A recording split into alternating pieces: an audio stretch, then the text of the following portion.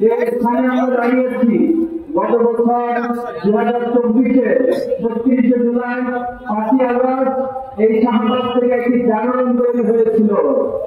তারা আমাদেরকে হত্যা করে, খুন করে, আয়নাঘরে নিয়ে, রিমান্ডে নিয়ে, নির্যাতন করে এই আন্দোলনকে দমিয়ে দেওয়ার চেষ্টা করেছিল।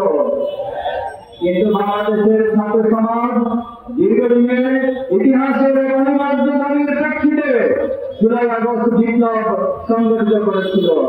আপনারা জানেন এই দেশের সামনে 2006 সালের 28 অক্টোবর পল্টনে লগি বৈঠার তাণ্ডবের মধ্য দিয়ে মানুষ হত্যা করে সেই দেশের উপর নৃত্য করার নৃশংস বর্বর যুদ্ধ পৃথিবীবাসীর সামনে উন্মোচন করেছিল।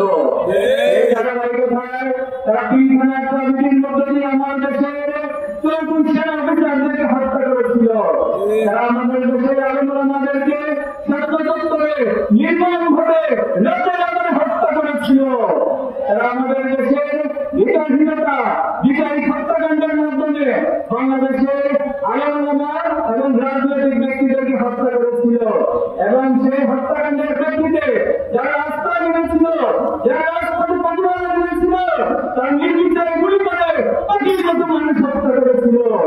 এই জন্য জুলাই শুধুমাত্র আমাদের কাছে একটি আন্দোলনের নাম নয়, জুলাই শুধুমাত্র ক্ষমতার পরিবর্তনের নাম নয়, জুলাই একটি জাগরণের নাম।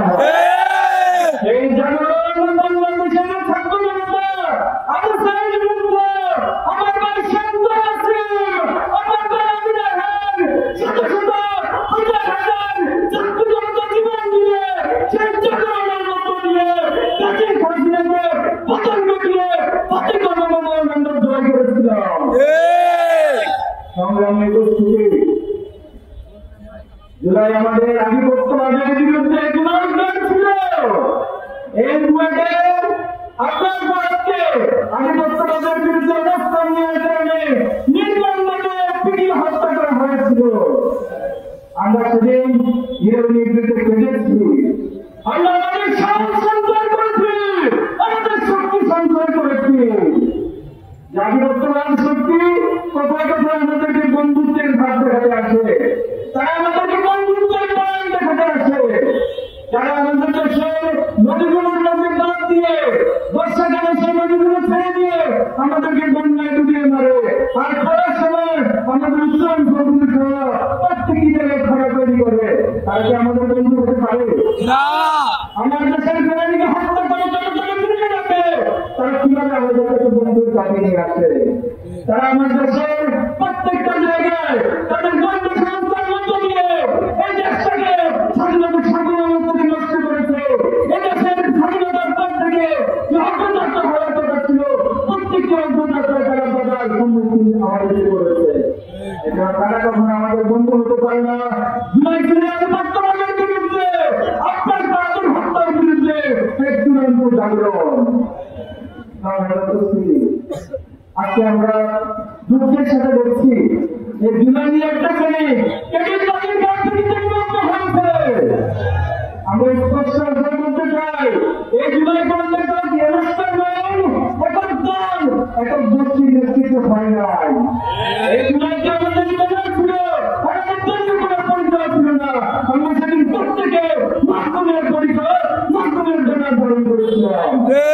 আমাদের নির্দেশনা ছিল এখানে কোনো একক নেতৃত্ব থাকে না, এখানে প্রত্যেকের নেতা, প্রত্যেকের কর্মী, প্রত্যেকের বিচার পরিষদের ভূমিকা রাখবে এবং ছাত্র সমাজ ভূমিকা রেখেছিল।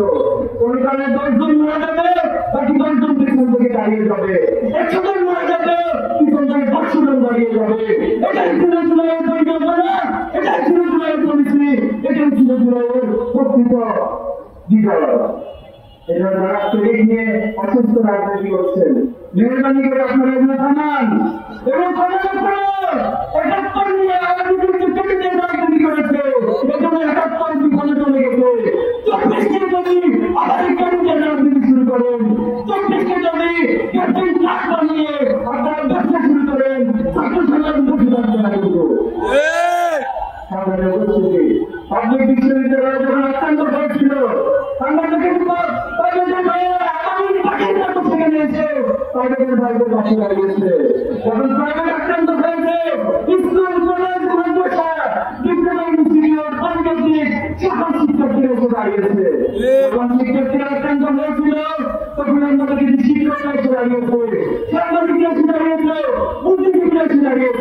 আমার দেশের শ্রমিক দেশে দাঁড়িয়েছে, আমার দেশে রিক্সা চালক দেশে দাঁড়িয়েছে, আমার দেশে আপামর সকল জনতা সকল শ্রেণী দেশের সকল এসে দাঁড়িয়েছে। এই আন্দোলন করে আন্দোলন ছিল সবার আন্দোলন, এই আন্দোলনকে মুক্তিগামী ছাত্র জনতার বাংলাদেশের আপামর মানুষের বিজয় আন্দোলন। উপস্থিতি আজকে জুলাইয়ের 1 বছর শেষ হয়ে গেল। আমরা কতটুকু পেয়েছি? আজকে যে গণহত্যার বিচারের কথা সবাই বারবার বলছে, তাদের সন্তানের বিচার চায়, এখনো পর্যন্ত আপনারা দৃশ্যমান কোন অগ্রগতি দেখাতে পারেন নাই। 1 বছর পর যে হত্যাকাণ্ডগুলো আমরা চাক্ষুষ প্রমাণ পেয়েছি, যে হত্যাকাণ্ডগুলো এখন দর্শকে আমাদের চোখের সামনে আসছে, এখনো প্রত্যেক ভিডিওগুলোতে আমরা দেখছি কারা শুট করছে, কারা হত্যা করছে, তারা যদি করছে। অথচ 1 বছর পর আপনি একজন হত্যাকারী বিচার করতে পারলেন না। আপনার কি চাকরি সরকার, কি চাকরি সরকার, আপনার একটা বিনোদী এবং অনাথ সরকার। আজকে জুলাইয়ের ঘোষণাপত্র বাতিল করা হয়েছে। আমরা সরকারের বিভিন্ন সোশ্যাল মাধ্যমের তথ্যের মাধ্যমে পেয়েছি। আমরা কত আনন্দ জানাবো এই ঘোষণাপত্রে শ্রমিক জাতিদের বাংলাদেশের ইতিহাসের সঠিক ব্যাখ্যা সহ বাংলাদেশের প্রত্যেকটি নাগরিকের অধিকার নিশ্চিতের জন্য আগামী দিনে যদি প্রতি হতে চায় সেই প্রতি হওয়ার রক্ষা রুদ্ধ করার জন্য একটি সমৃদ্ধ ঘোষণাপত্র পেশ করবেন। যদি ঘোষণাপত্র এখন তালে করা হয়, যদি ঘোষণাপত্রে কোন ব্যক্তি গোষ্ঠীর দলের বক্তব্যের প্রতিচ্ছবি হয়, আমাদের ছাত্র সমাজ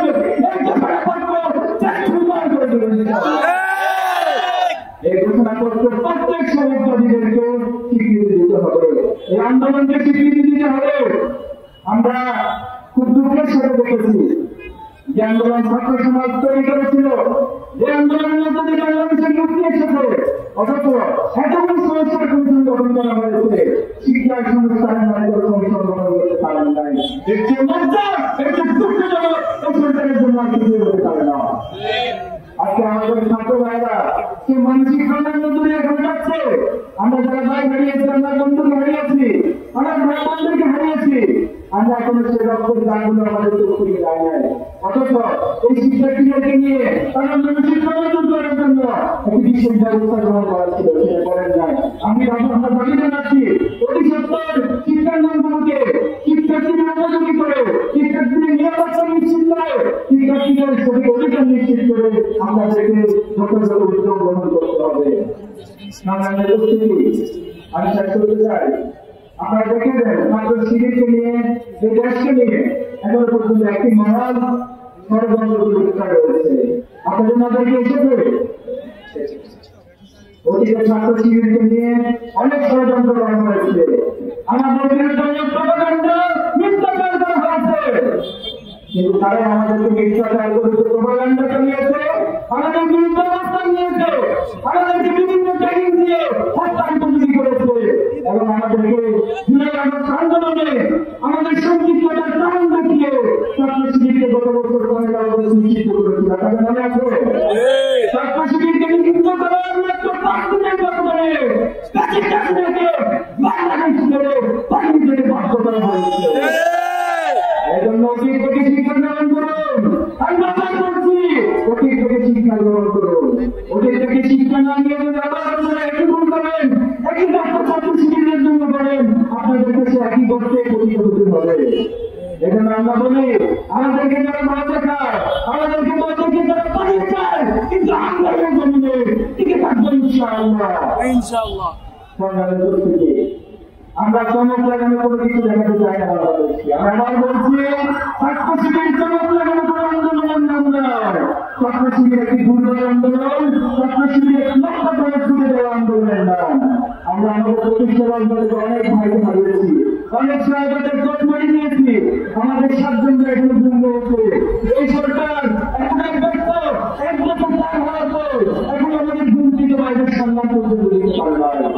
আমরা সকল দেখা সকল কষ্ট আমাদের অন্তরে ধারণ করে সাহায্য সঞ্চার করেছি।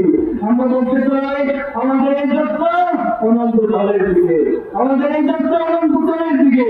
আমাদেরকে বাধাগ্রস্ত করতে এসে নিজেদের জন্য নিজেরা ভুল করতে করবেন না, নিজেরা প্রতিনিধিরা সাধন করবেন না। আসুন আমরা একতার কথা বলতে চাই। আমরা জুলাইকে ধারণ করে, জুলাই শহীদদেরকে ধারণ করে, জুলাই আহতদেরকে ধারণ করে, জুলাই বাহিনীদেরকে ধারণ করে তাদের প্রত্যাশিত বাংলাদেশ গড়ে তুলতে চাই। এই বাংলাদেশ নির্মাণে আমরা প্রায় প্রত্যেকটা নাগরিক দল মত নির্বিশেষে তার আবশ্যিক ভিন্নতা থেকে, তার ধর্ম ভিন্নতা থেকে সে তার নাগরিক অধিকার নিশ্চিত করে ইনশাআল্লাহ। এবং আমরা সেই জাতি সমৃদ্ধ বাংলাদেশ করতে চাই। ছাত্র সমাজ সহ বাংলাদেশের সকল নাগরিকের ছাত্র শিবির অগ্রযাত্রায় সহযোগিতা এবং দোষ প্রত্যাশা করে আমরা এখানে শেষ করছি।